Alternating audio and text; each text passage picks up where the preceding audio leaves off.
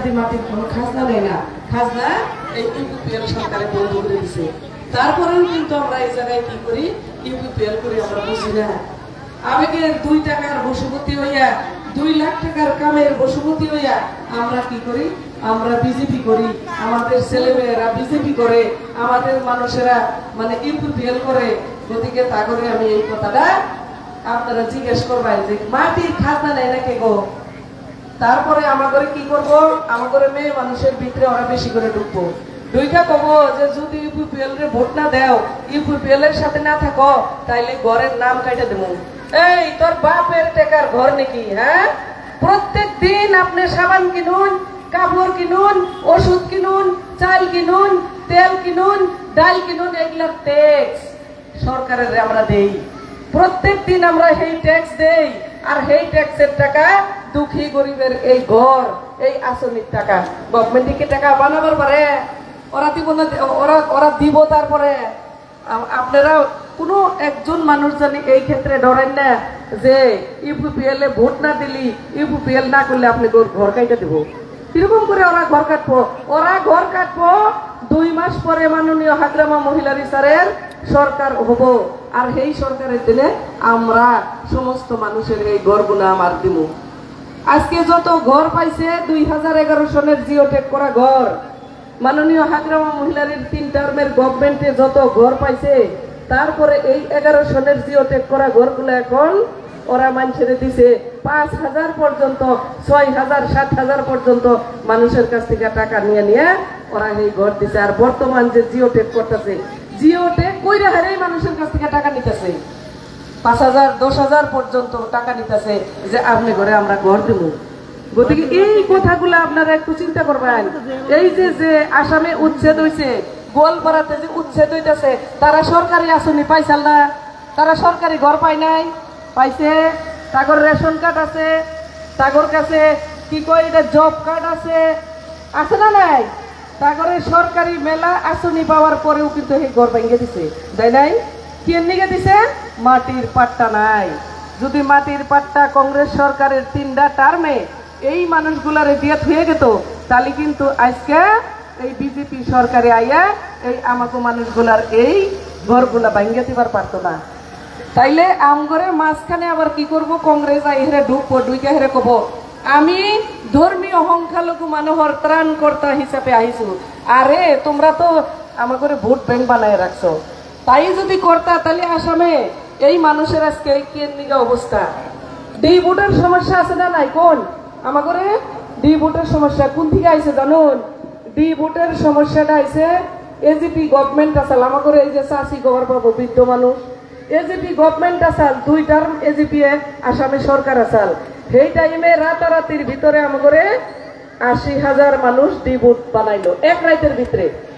এক রাতের ভিতরে আমরা ভারতীয় নাগরিক, কাগজপাতি সব আছে, হ্যাঁ, 50 সনের মানে এই এনআরসির কাগজ নাম আছে বাপ দাদা করে, তারপরেও আমাকে কি করছে এক রাতের ভিতরে 80,000 ডি ভোট বানাইলো। তাহলে তারপরে আইলো কংগ্রেস সরকার। কংগ্রেস সরকারের 15টা বছরে এই ডি ভোট কত বাড়লো জানুন? ডি ভোট বাড়লো 16 লাখ। কে বাড়লো? আমাকে যদি ত্রাণ করতাই তাহলে এই ডি ভোটের সমস্যাটা আমাকে বাড়লো কে?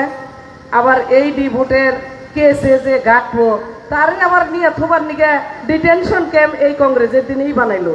তাহলে কিরকম ত্রাণ করতা তারা, কিরকম ভালো কথা আমাকে চিন্তা করে।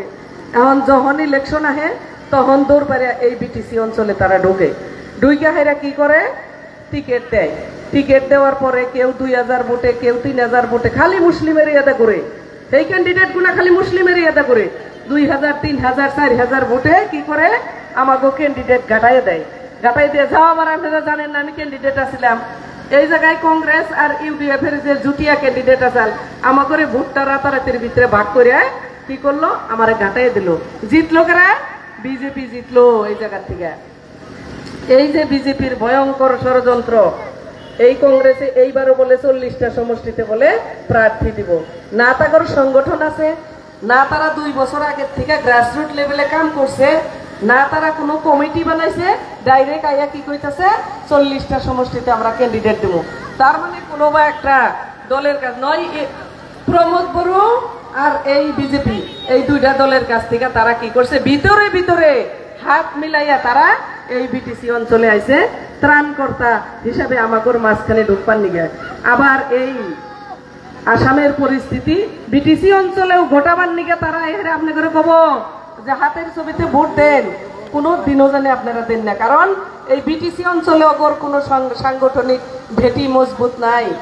মাননীয় হাগ্রামা মহিলারী স্যারের বিপিএফ দল, আর এই বিপিএফ দল এমন একটা মজবুতিকরণ হিসাবে এই বিটিসি অঞ্চলে আছে যে ওই কংগ্রেসের থেকে যদি একটা বা দুইটা জিতে রাতারাতির ভিতরে যাইয়া বিজেপির কাছে বেচা খায়, নাইবা অন্য দলের কাছে বেচা খায়। তাহলে এই 9.5 লাখ মানুষ এই বিটিসি অঞ্চলে আছে।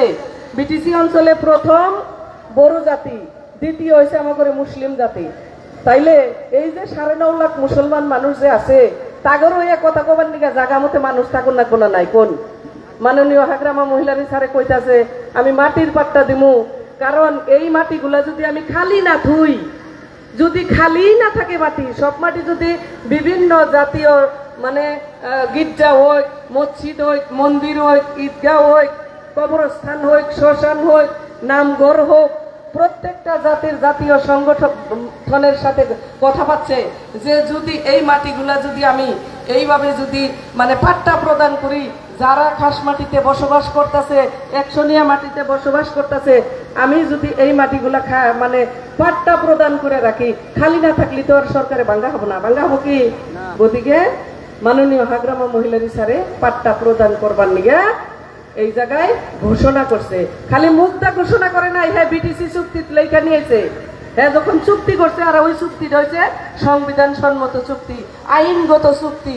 গতিকে সেই আইনগত চুক্তিতে লেখা আছে 2003 সনের 10 ফেব্রুয়ারি পর্যন্ত যারা আছে তারা আমার বিটিসির বাসিন্দা। গতিকে আমরা এই জন্য এইবার কোনো ধরনের ভুল করা লাগে না। আমার মাও চাচি খালা ফুপুরা